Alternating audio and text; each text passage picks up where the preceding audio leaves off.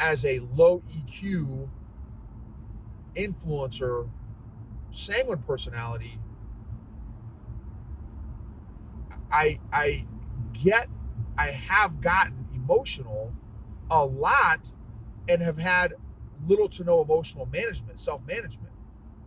There have been a number of times, has been embarrassing because I have had adult temper tantrums as an adult, temper tantrums, because, and in my case, I've had no self-awareness or self-management. So guess what? When I see that in other people, it annoys me. It annoys me because that's what I've struggled with. So it's like, what I've realized about this couple is the things that annoy me about them are areas that either I have worked on or am working on. Welcome to the EQ Gangster podcast, where you will learn practical tools to grow your mental and emotional health and intelligence to be the best version of yourself, both at work and at home. It is real, raw, and transformational. The journey of emotional growth isn't easy, but it's worth it. I believe in you.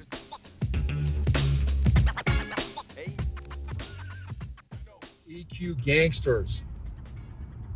This episode is about what annoys you in other people.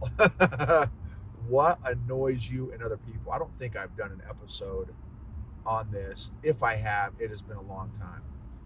I did do a recent episode on who brings what out of you, which can be a kind of maybe an offshoot of this episode of who annoys you. So there's this couple, and I'm gonna change up some stuff to protect the guilty. so anyway, just that's my disclaimer. So a couple that we know long time, many years, and they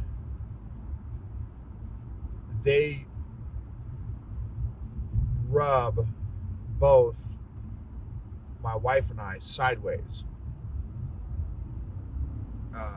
They rub both of us sideways, and my wife and I talk about it, like, man, like, just trying to process our emotions, and like, okay, how did this, when they said this, how did this affect you? When they said this, how did it affect you?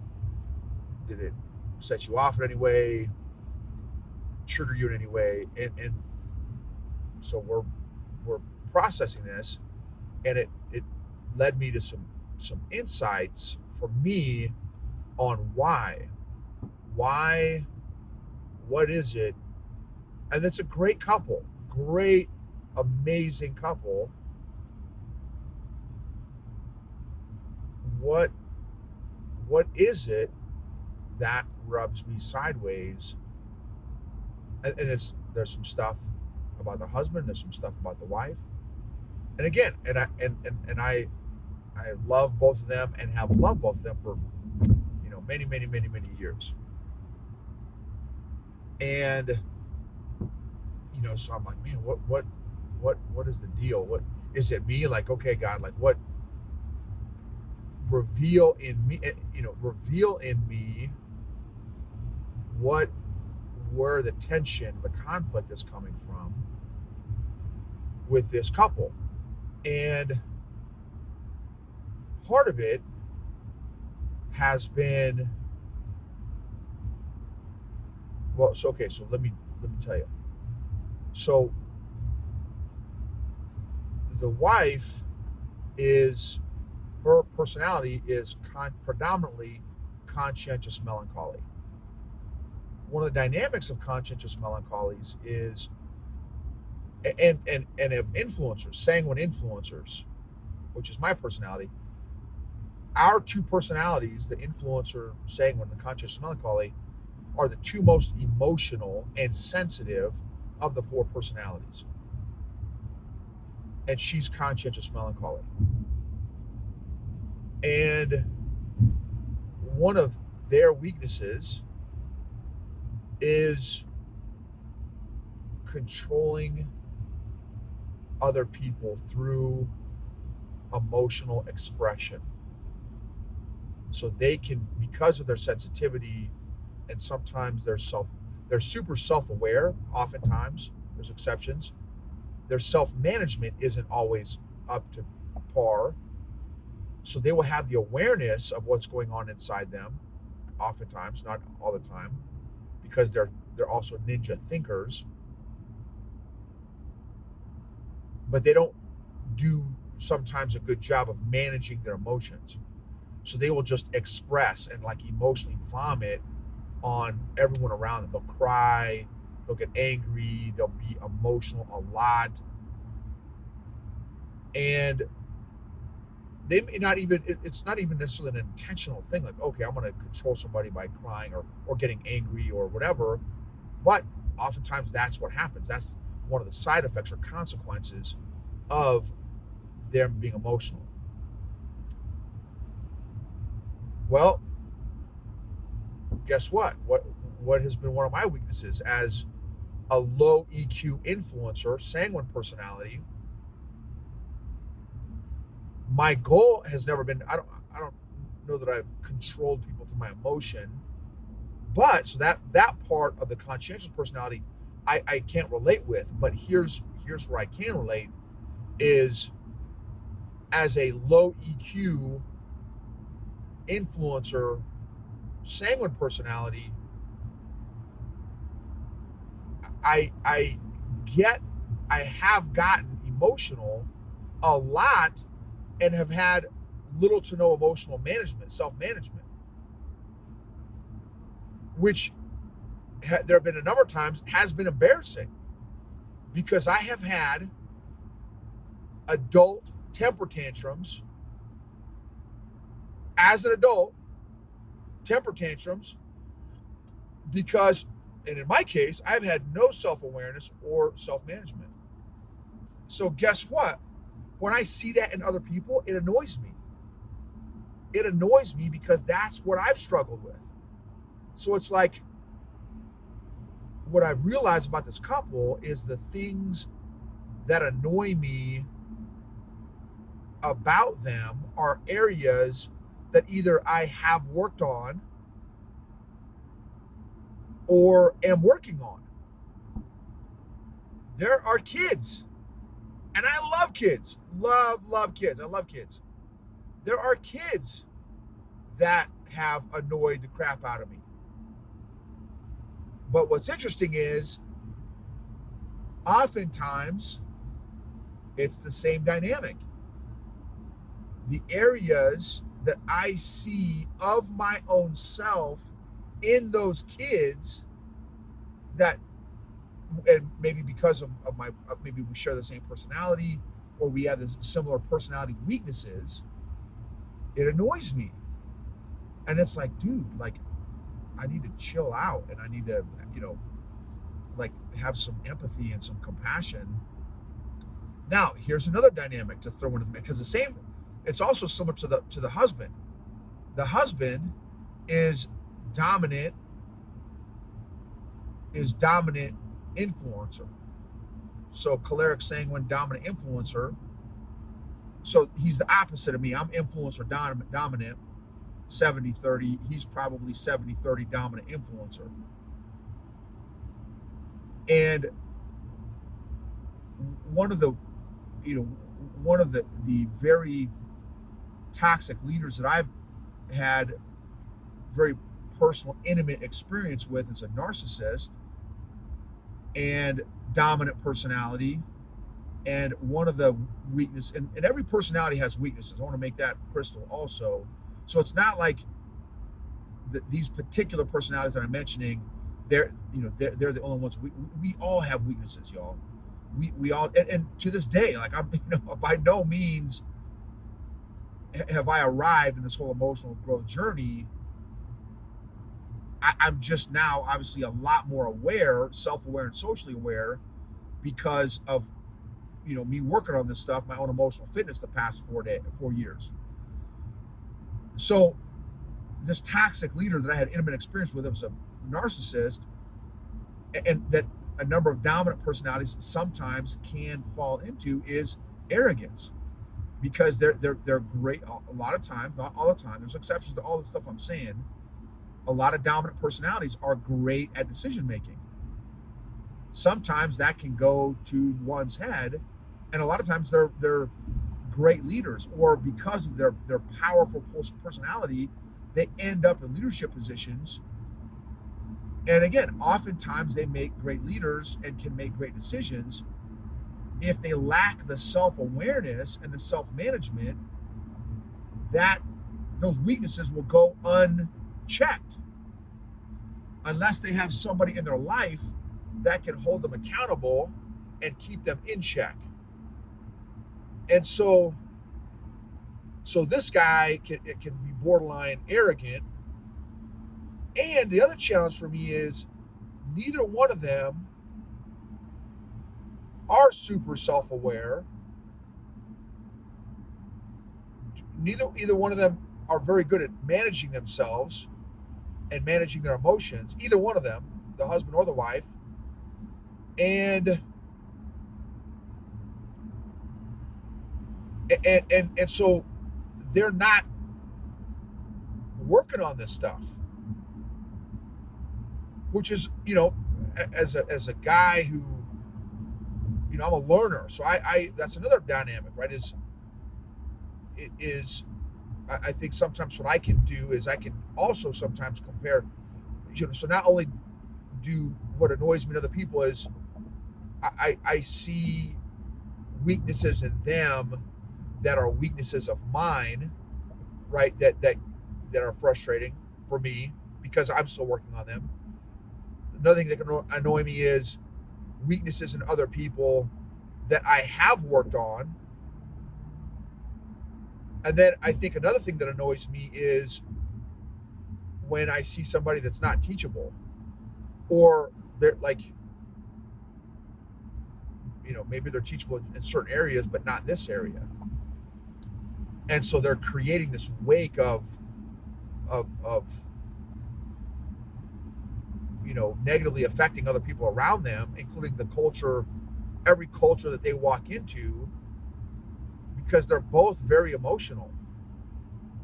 And again, neither one of them have a lot of, the husband doesn't have a lot of self-awareness.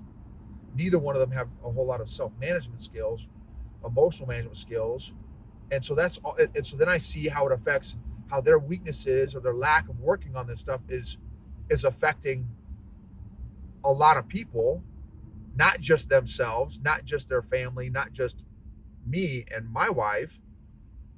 And so then it's like, okay, well, now what do I do with this? What do I do with this information? Do I tell them? Is it my responsibility to tell them, hey guys, just want to throw this out? Would they even receive it? What do you guys think? I know, and this is part of my growth journey, I know their growth is not my responsibility. That I know for facts, because we're not in any type of working relationship. They don't work for me, I don't work for them. We don't have any type of professional working relationship together. So should I tell them?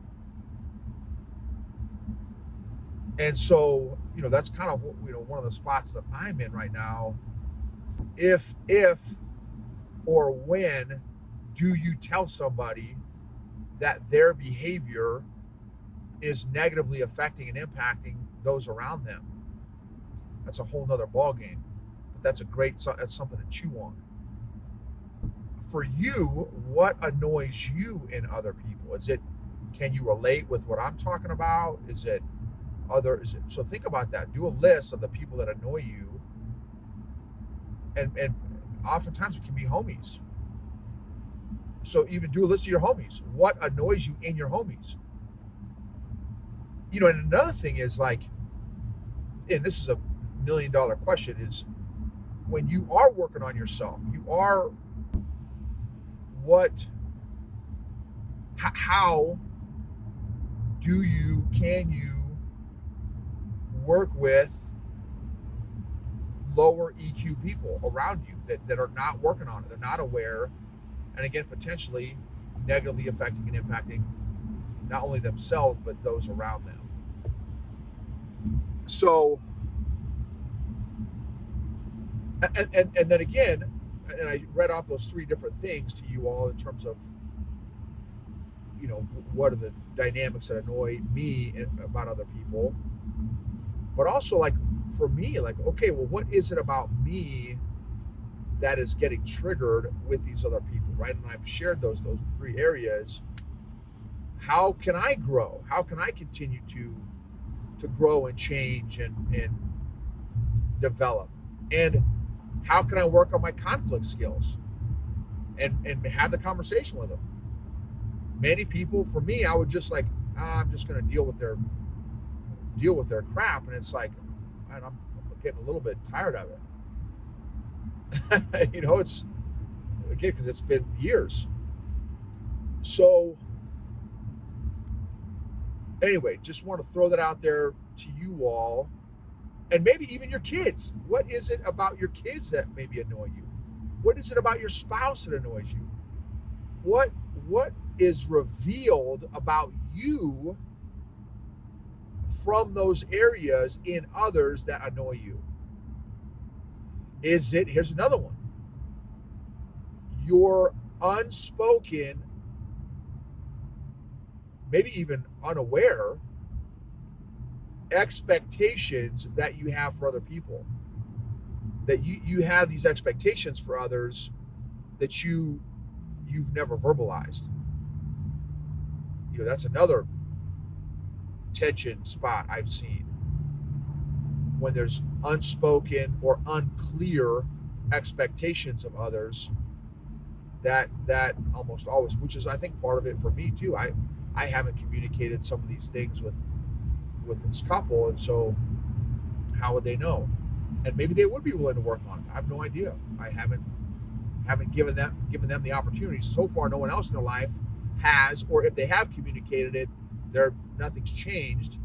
So for me, it's observe, be a fruit observer, a fruit inspector. Like, are they changing this area? Maybe other areas they've changed, not this area so far. Emotionally healthy leaders create emotionally healthy cultures and organizations, which lead to maximize and optimize results, outcomes, performance, and engagement. Thank you to our sponsors, Classical Conversations, awesome homeschooling programs, the program we use. So thankful. They teach their curriculum, their model teaches children how to think. They teach critical thinking, which is desperately needed in our world today. And so thankful that our daughter is learning the skills of how to think and how to process information and how to not get caught up in the emotion of other people. And we're all still learning that. But classicalconversations.com/Gibbons. classicalconversations.com/Gibbons. Check that out. Definitely encourage, especially with all the craziness that's going on in the world, y'all. Check it out. It's not your only option. A lot of other options out there, but classicalconversations.com/Gibbons is a great option. This episode is sponsored by Classical Conversations. Since 1997, Classical Conversations has been equipping families like yours with the resources to homeschool with confidence, following a classical curriculum rooted in a Christ-centered worldview alongside other families in a local community. Homeschooling is doable with Classical Conversations. Check out classicalconversations.com/Gibbons for more information. Again, that's classicalconversations.com/Gibbons, Gibbens.